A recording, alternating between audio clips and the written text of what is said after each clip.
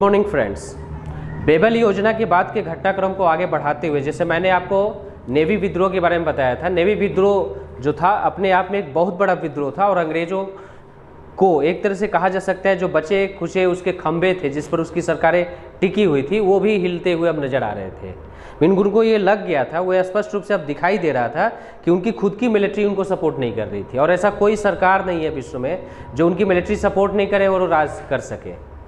तो अंग्रेजों के साथ भी अब कुछ ऐसा ही घटनाक्रम हो रहा था। इसके साथ साथ बाहर के देशों में जो बदलाव देखने को मिला वर्ल्ड वार के बाद, सेकेंड वर्ल्ड वार के बाद, चूंकि यूएनओ की स्थापना हो चुकी थी, अमेरिका का प्रेशर था, रशियन प्रेशर था, विश्व के अधिकतर देश इस बात को सपोर्ट कर रहे थे, इवन चाइना सपोर्ट कर रहा था कि भारत जैसे देश को आज़ादी मिलनी चाहिए।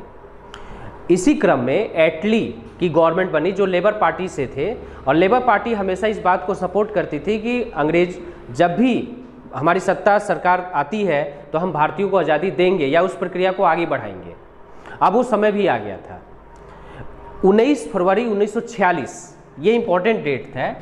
19 फरवरी को 1946 को पैथिक लॉरेंस वो व्यक्ति थे जो उस समय भारत सचिव थे। हाउस ऑफ लॉर्ड्स में इन्होंने घोषणा किया कि हम आगे की प्रक्रिया को जारी रखेंगे। मीन्स आगे की प्रक्रिया क्या थी, तो भारतीयों को स्वतंत्रता देने के लिए जो हमने कदम उठाए थे, क्रिप्स मिशन, बेबल योजना, उस प्रक्रिया को हम जारी रखेंगे।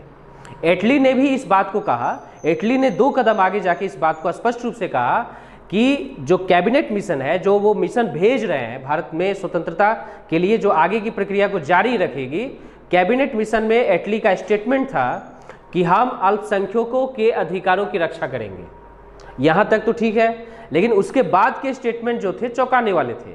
उन्होंने ये भी जोड़ा था कि हम अल्पसंख्यकों के अधिकार की रक्षा के लिए बहुसंख्यक के अधिकारों को नहीं मार सकते हैं। ये अपने आप में एक बहुत ड्रास्टिक चेंज था अंग्रेजों के मेंटेलिटी में। बहुसंख्यक कौन? तो हिंदू। अल्पसंख्यक कौन? तो मुस्लिम, सिख, ईसाई, फारसी। यह स्पष्ट था कि अंग्रेजों की एक मेंटेलिटी जो बेबल योजना में उन्होंने देखा था, मोहम्मद अली जिन्ना के कद को बड़ा करके उन्होंने जो गलती की थी, कैबिनेट मिशन में उस गलती को वो लोग कैंची के रूप में यूज करना चाहते थे, कतरना चाहते थे। मीन्स अल्पसंख्यक को अधिकार देने के पक्ष में नहीं था कैबिनेट मिशन। कैबिनेट मिशन की सबसे अच्छी जो बात थी, जो एक लाइन में कही जा सकती है, कैबिनेट मिशन ने स्पष्ट रूप से कहा था कि पाकिस्तान का मांग खारिज किया जाता है। मीन्स पाकिस्तान पर किसी तरह की कोई चर्चा नहीं होगी। ये इसकी सबसे अच्छी विशेषता कही जा सकती है पूरे मिशन की। खैर, मिशन आया, इसके हेड थे पैथिक लॉरेंस, इसके 3 सदस्य थे। क्रिप्स मिशन के नाम से भी आपने इनको पढ़ा होगा, स्टैफोर्ड क्रिप्स, वही सेम व्यक्ति थे जो क्रिप्स मिशन आए और वापस चले गए असफल होकर। तो क्रिप्स भी थे, अनुभवी व्यक्ति थे, और एबी अलेक्जेंडर। ये 3 व्यक्ति जो थे वो भारतीय नहीं थे, लेकिन हाँ, इनके पास इतना अनुभव था कि ये भारतीयों के बारे में बिल्कुल अच्छी तरह जानते थे। और जिस तरह से मिशन वापस जा चुके थे, साइमन कमीशन की घटनाओं का वर्णन करें तो साइमन के बाद की घटनाओं को अगर वर्णन करें, क्रिप्स, बेबल, तो यहाँ तक आते हैं तो एक अनुभव इनके पास था कि अब भारतीय चाहते क्या है। दूसरी बात की मजबूरी, जो जिस तरह से इनको आर्थिक क्षति पहुंची थी वर्ल्ड वार में, उसका ये भरपाई कहीं से नहीं कर पा रहे थे। इनके खुद के उपनिवेश जो थे कई जगह अलग होते जा रहे थे। उपनिवेश का मैं स्पष्ट कर देना चाहता हूं, उपनिवेश का अर्थ वैसे देशों से होता है दो किसी देश का गुलाम होते हैं। मीन्स जैसे भारत ब्रिटेन का उपनिवेश था और इस पूरी प्रक्रिया को उपनिवेशवाद कहा जाता है। ब्रिटेन एक शक्तिशाली देश था और भारत पर कब्जा करके इसके संसाधनों का उसने दोहन किया अपने फायदे के लिए, तो इसको उपनिवेश कहा गया था। तो इस तरह से बहुत सारे उपनिवेश जो थे वो स्वतंत्र हो रहे थे और यहाँ पर भारत में भी अब सुधार की गुंजाइश दिखाई दे रही थी। खैर, कैबिनेट मिशन के जो सदस्य थे वो भारत पहुँचे और जब ये भारत पहुँचे तो उन्होंने अपने प्रस्ताव को धीरे धीरे खोलना शुरू किया। कहा जाता है कि इन्होंने अपने प्रस्ताव को 16 मई 1946 को रखा और स्पष्ट रूप से इन्होंने जो प्रपोजल रखा उसमें ये बातें कही गई थी।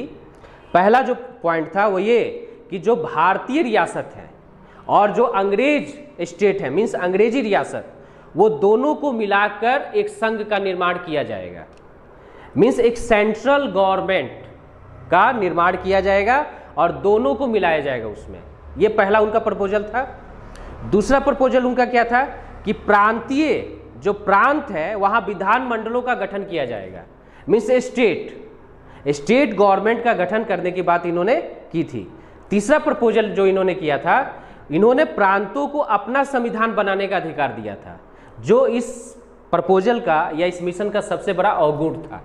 मीन्स यहीं पर कहीं ना कहीं उन्होंने स्पष्ट रूप से ये बात तो कहा था कि हम पाकिस्तान की मांग नहीं मानते हैं, लेकिन जब प्रांतों को संविधान बनाने का अधिकार उन्होंने दिया तो ये स्पष्ट रूप से कहीं ना कहीं एक खिड़की को उन्होंने खोल के रखा था, क्योंकि अगर प्रांत कोई हो बनता तो स्वतंत्र रूप से अपना एक संविधान बना सकता था और 10 सालों में उस संविधान में वो बदलाव भी कर सकता था। तो ये सारे प्रपोजल जो थे वो दिखाते हैं कि अंग्रेजों ने अपनी बचकानी हरकत करनी छोड़ी नहीं थी और वो बिल्कुल उस तरीके से आ रहे थे जिसको शायद हम ये सोच रहे थे, हमारे नेतागण ये सोच रहे थे उस समय के कि अंग्रेज अब सुधर सा गया है। तो उन्होंने कैबिनेट मिशन में भी पाकिस्तान की जगह को बना के रखा था। खैर कैबिनेट आया, उसके साथ लंबी चौड़ी बातचीत हुई, अपने प्रपोजल को भी रखा गया और ये कांग्रेस जो थी अनमाने ढंग से इसको मानने के लिए तैयार भी थी। कांग्रेस को कोई प्रॉब्लम नहीं था कैबिनेट मिशन को मानने में, विशेषकर इस बात को लेकर कि प्रांतों को जो अधिकार दिए गए हैं उसका वो विरोध कर रही थी। मतलब कैबिनेट को एक मात्र अगर कहीं गलती कांग्रेस को नजर आ रही थी कैबिनेट मिशन में तो ये कि प्रांतों को जो अधिकार दिए गए उनके संविधान बनाने का वो नहीं दिए जाए।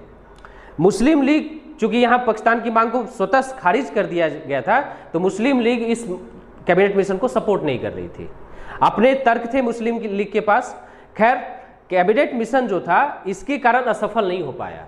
कैबिनेट मिशन आगे की कड़ियों को जोड़ता रहा। उन आगे की कड़ियों में क्या था, तो मूल रूप से संविधान सभा का चुनाव हुआ और उसमें राष्ट्रीय सरकार का गठन हुआ। यहां मैं स्पष्ट कर देना चाहता हूं कि कांग्रेस 214 पर सीटों पर चुनाव लड़ी थी और कांग्रेस ने 205 सीटें जीती। ये आंकड़ा दिखाता है उस समय का, 214 पर कांग्रेस ने चुनाव लड़ा और 205 सीटें जीती थी। इसमें 4 जो सीट था जो सिख सपोर्टर थे वो भी कांग्रेस को सपोर्ट कर रहे थे, मींस 209। तो इस तरह से कांग्रेस एक मजबूत स्थिति में थी। अब मुस्लिम लीग के साथ क्या स्थिति बनी थी, तो 78 पर उन्होंने चुनाव लड़ा और 73 सीटें जो थी मुस्लिम लीग ने जीती थी। मोहम्मद अली जिन्ना के लिए एक चिंता का विषय था, चूंकि 296 टोटल स्ट्रेंथ में मोहम्मद अली जिन्ना जब कैलकुलेशन करने बैठे तो उनके पास 25% से भी कम सीटें थी। अब उनके लिए एक समस्या थी कि आगे की लड़ाई कैसे लड़ी जाए, तो उन्होंने कैबिनेट मिशन को रिजेक्ट कर दिया। मतलब अपना स्वार्थ जब उनका सिद्ध नहीं हुआ तो उन्होंने स्पष्ट रूप से कैबिनेट मिशन से किनारा कर लिया। उनको वो बोले कि भाई हम कैबिनेट मिशन को नहीं मानते हैं, हम कैबिनेट मिशन की बातों को स्वीकार नहीं करते हैं। तो यहाँ स्पष्ट रूप से दिखाता है कि कांग्रेस ने एक बात को छोड़ के इस बात को सपोर्ट किया कि चलो 1-2 रास्ते हम बढ़ते हैं और इसी से हम सुधार से स्वतंत्रता पा सकते हैं। लेकिन मुस्लिम लीग ने जो टारगेट किया, उसका जो लक्ष्य था संप्रदायवाद या एक तरह से हिंदू मुस्लिम एकता को तोड़कर देश की आज़ादी पाना और एक नए देश का सपना देखना, वो उसने स्पष्ट रूप से वहाँ पर क्लियर कर दिया। उसके परिणाम क्या हुए, 16 अगस्त 1946 को करवाई दिवस के रूप में मनाया गया। मीन्स मोहम्मद अली जिन्ना ने स्पष्ट रूप से इसका विरोध किया और 16 अगस्त को घोषणा किया कि अब भारत में दंगा होगा। ये मोहम्मद अली जिन्ना ने नहीं कहा था, लेकिन करवाई दिवस का सीधा सा अर्थ यही था कि अब हम लड़ के अपना एक पाकिस्तान लेंगे। और यहाँ से शुरू होता है नोआखोली जैसी घटनाओं का जन्म, जिसकी चर्चा हम लोग संप्रदायवाद की वीडियो में करेंगे। नोआखोली जैसी घटनाएं जब होनी शुरू होती है भारत में तो अंग्रेजी सरकार नतमस्तक हो जाती है। सिर्फ कोलकाता में 5000 लोग मारे जाते हैं और ये सरकारी आंकड़ा है, और भी लोग मारे गए होंगे और सारे निर्दोष थे, चाहे वो हिंदू हो या चाहे मुस्लिम हो। तो संप्रदायवाद की जो गहरी बीज थी अब यहाँ पर एक फल के रूप में था और उसको अब मोहम्मद अली जिन्ना तोड़कर खा रहे थे। तो ये दिखा रहा था कि अब भारत जो था टुकड़ों में बंटने जा रहा था। करवाई दिवस अपने आप में बड़ा एक चैलेंज था अंग्रेजों के लिए। अंग्रेज इसको टैकल नहीं कर पाए, उसको सही तरीके से समझ नहीं पाए। खैर अंतरिम सरकार का जब गठन हुआ, अंतरिम सरकार में मूल रूप से पंडित नेहरू जो थे उनको अंग्रेजों ने बोला कि भाई आप नेतृत्व कीजिए। पंडित नेहरू थे, प्लस एक मुस्लिम इसमें प्रतिनिधि था, इस तरह से एक फारसी प्रतिनिधि था, उसी तरह से एक सिख प्रतिनिधि भी इसमें आया। तो इस तरह से, और एक आपको एससी प्रतिनिधि, अनुसूचित जाति ठीक है। इस तरह से एक एक प्रतिनिधि को जोड़कर ये बनाया गया और 5 इसमें सवर्ण 5 जो थे आपको जनरल वर्ग के कैंडिडेट को इसमें डाला गया था। अंतरिम सरकार का गठन हुआ, 2 सीटें खाली रह गई थी।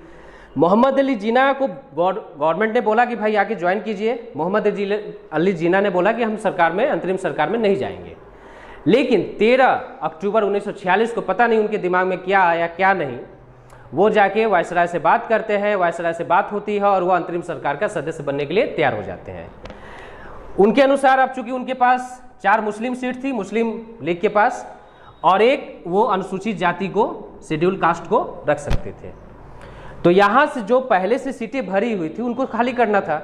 तो इन्होंने कांग्रेस ने क्या किया कि अपने 2 मुस्लिम प्रतिनिधि को वहाँ से हटाया और 1 सवर्ण को हटाया।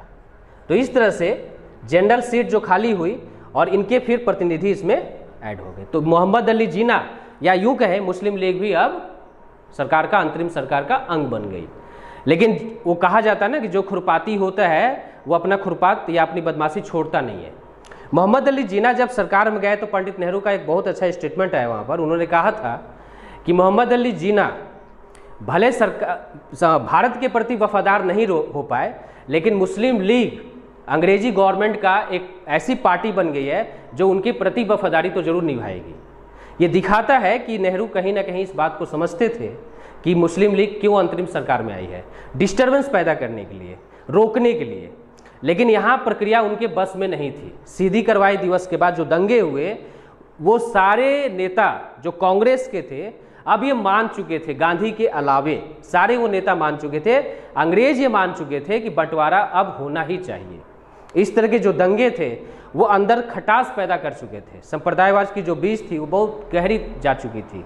सारे नेता दुखी थे और कांग्रेस के वो नेता जो शायद एक आशा की किरण दिखाई दे रही थी वो अब बिल्कुल समाप्त था। सरदार वल्लभ भाई पटेल से लेकर नेहरू तक इस बात को कहीं ना कहीं अनमाने ढंग से स्वीकार कर चुके थे कि बंटवारा अगर हो जाए तो ज़्यादा बेटर होगा आज के परिप्रेक्ष्य में। तो यहाँ से एक तरह से कहा जा सकता है कि अब मुस्लिम लीग और कांग्रेस के रास्ते जो थे बिल्कुल अलग हो चुके थे। अब दोनों एक दूसरे के रास्ते में कभी नहीं आना चाहते थे। अंतरिम सरकार की असफलता नहीं कह सकते, लेकिन उन्होंने स्पष्ट रूप से दिखा दिया कि सरकारें अब चेंज होती रहेंगी और यहाँ से भारतीय संविधान बनाने की प्रक्रिया शुरू होती है। संविधान सभा का गठन होता है 9 दिसंबर 1946 को और 2 दिनों बाद डॉक्टर राजेंद्र प्रसाद को अस्थायी सदस्य के रूप में अस्थायी अध्यक्ष के रूप में चुन लिया जाता है। तो यहाँ से भारतीय संविधान की कहानी शुरू होती है। मित्रों, कैबिनेट मिशन में इतना ही। नोटबुक अपने टेक्स्ट बुक को पढ़िए और अगर किसी तरह का इसमें आपको कन्फ्यूजन है तो कमेंट बॉक्स में टॉपिक है, देन आगे के टॉपिक को क्लियर करने के लिए आप टेक्स्ट बुक से जुड़े रहिए और पढ़िए इसको। टॉपिक आपको कैसा लगा कमेंट बॉक्स में ज़रूर आइए, इसके बारे में लिखिए और आगे के टॉपिक को भी हम लोग क्रमबद्ध तरीके से पढ़ाएंगे इसको। देन भारतीय स्वतंत्रता के बाद के भी इतिहास को अध्ययन करेंगे। इतिहास मीन्स वो चीज़ें जो 2021 के बाद घट चुकी हैं, वो सारी चीज़ों को इसमें आपको आएगा।